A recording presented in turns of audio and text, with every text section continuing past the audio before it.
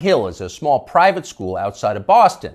It's not famous for its athletics. The school's mascot isn't even an animal. It's an 18th century navigational tool, the Belmont Hill Sextants. Doesn't even make sense. So when it comes to sports, Belmont Hill is not trying very hard. But the school's athletic program can claim at least one important footnote to history.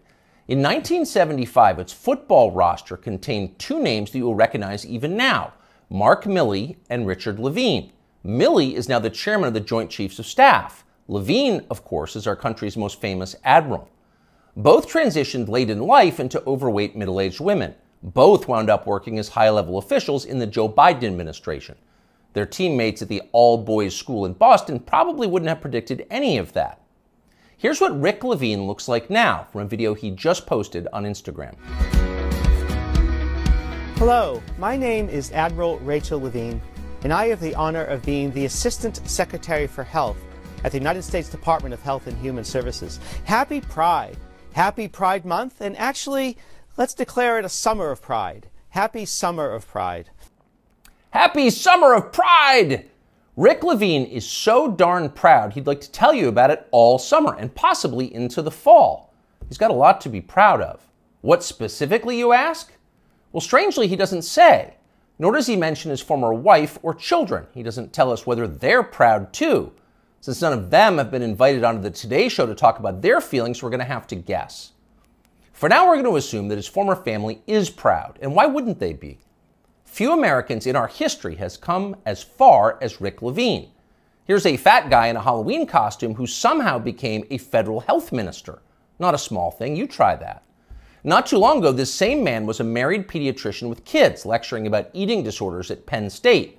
Now he's emerged as a path-breaking Lady Admiral with medals on his chest. And he did all of that without winning a single naval battle, or even being female. It's pretty inspiring. What we have here is living proof that in this country, you really can be whatever you want to be. If Rick Levine can become Admiral Rachel, why can't you be Napoleon? Or Lord Mountbatten, the last Viceroy of India? Ever see that guy's uniform? Or why not Shaka, the legendary Zulu war chief? You could bring your assegai and leopard hide shield to work at Deloitte and no one would be allowed to say a word about it. The HR department would have your back. Unfortunately, you can't actually do any of that. The point of Rick Levine's amazing transformation is not to free you from the inflexible husk that you were born in so that you can be more fully yourself, whatever you decide that is. No, that's not the point. Rick Levine's personal journey has nothing to do with you. It's about him. It's his journey. Your fantasies about becoming something totally new and different have not been approved yet. In fact, they're weird. Shaka, the Zulu war king? Come on, that's racist. Shut up and be proud of Admiral Rachel. I, Rachel L. Levine. She's the one who has smashed glass ceilings. You just got some kind of weird fetish. So actually, now that we're saying this out loud, it's pretty clear that Rick Levine has no interest in liberating you from anything. This is not about liberation. It's just the opposite. It's just another religious war, same as all the others. The people who think they're God versus everybody else.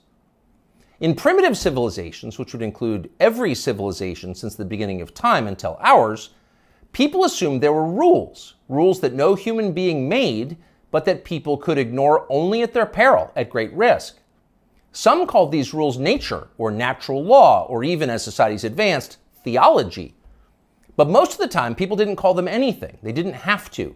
There wasn't a debate about whether the rules were real. People assumed there were consequences to pretending that you were God. They thought Sodom and Gomorrah were real places. They were destroyed for disobedience. They imagined the same thing could happen to them.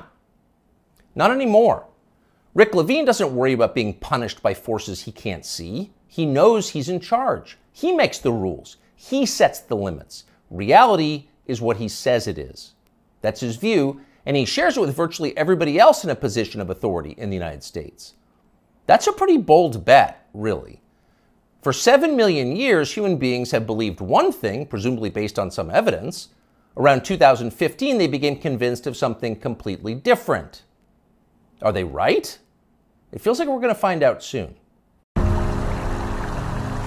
Younger people say the news is full of lies. Kennedy's motorcade.